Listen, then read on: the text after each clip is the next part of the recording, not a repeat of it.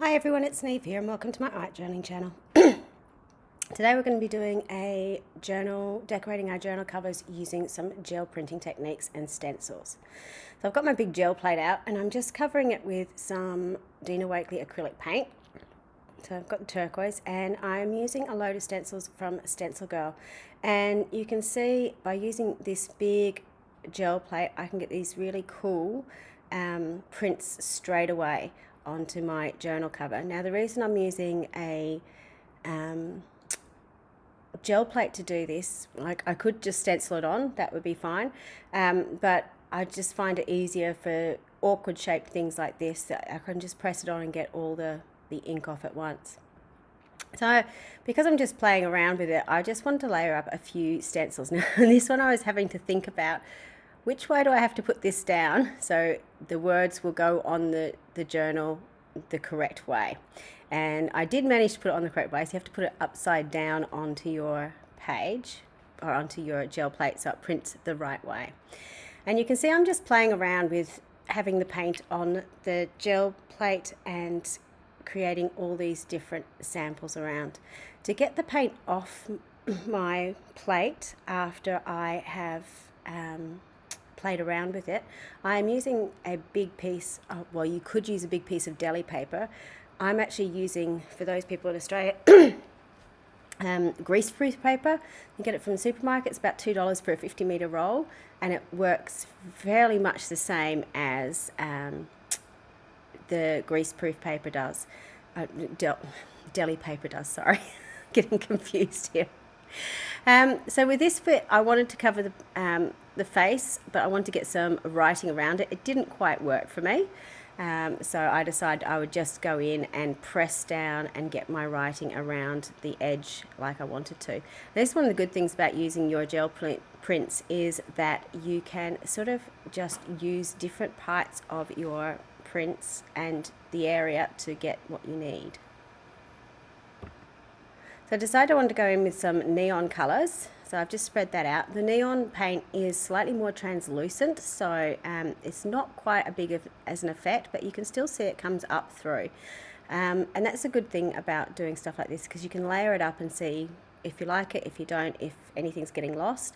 These papers that I'm creating with the greaseproof paper and just peeling off all the paint, I'm going to tear those up and use them for my collages later on. So nothing gets wasted, which is really cool.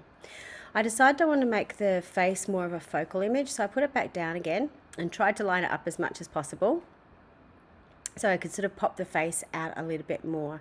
And then I've sort of muted down the background with the little bit of paint that's left on my roller.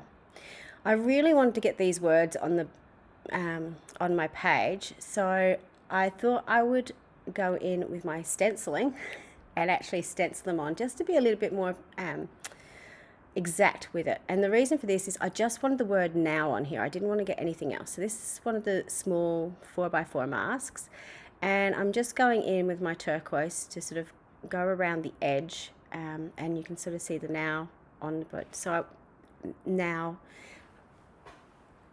in the background. Sorry, I'm getting my words confused. Because I had some paint left over and I hate wasting paint, I'm just going in with this collage doodle stencil. It's got lots of different patterns on. It's really, really useful for going in and just adding little bits onto your page and to fill up any empty spaces. I wanted to add a little bit of extra darkness onto my page just to sort of help frame it up a little bit.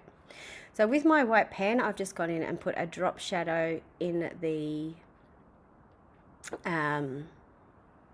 letters, and now I'm going in with my Stabilo oil pencil in black just to put in some of the detail lines again that got slightly lost in the painting. Now usually I'd just draw those in because it'd be quite clear, but because there is all that pattern work in the background, some of those lines are getting lost. So you've got your stencil there, pull it back out to help guide you and where it needs to go. I just decided I would water activate my Stabilo oil pencil just to get this sort of shadowy line blended in. And I really like the effect I was getting from this because it's quite subtle, so you don't have these dark lines too much on the page, but it sort of blends in and just pushes them out a little bit from the background. So in the close-ups you'll sort of see how that helps to shape and frame the face a little bit. I also decided, and I'm really glad I did, to put the black on the opposite side of where I put the white on my letters. And this created this amazing three-dimensional effect. It really made it look like those letters were carved into the book. So by having the white on one side and then the black on the other, and brushing that out with a little bit of water, it gave you those beautiful shadows that really made it sort of blend into the background. To tie it all together, I decided to do a little bit of splatter over the top, because I do like splatter on my page. I've just used a little bit of acrylic ink to do that, or a watered down, no, I used watered down gesso. But if you've got acrylic ink, that will work exactly the same. And then I'm just drying it off a little bit. I also decided I was going to, because again, I had leftover paint. I hate having leftover paint. I was going to paint my spine. I did slightly go over the edge, which was a bit of a pain, but that's okay. So I'm just drying it off, and then I use my common sense after I've done this, and use a little bit of washi to use as masking so I can get a nice straight edge, because I was just floundering a little bit. So I pull out a thin line of washi just to get a nice straight edge on my piece. It would have been really sensible if I'd done that to begin with. So learn from my mistakes so you don't have to make them, and you can get a nice straight edge on your work as well. I also decided I would edge it off with my white pen, and the washi tape I picked out had stitching lines on it, which I actually quite liked, so I decided I'd put stitching lines just down the edge there to look like it was a hand-bound book. So I quite enjoyed doing that. I also went into the eyes, like I always do, to put in the whites of the eyes and to put in the little catch-alls. And underneath the now, I wanted to continue on that quote from the mask, and wrote, "So now is the time to create," which was a really great way to sort of frame off my journal. So you can see here the front and back pages and how they tie together using the same colours.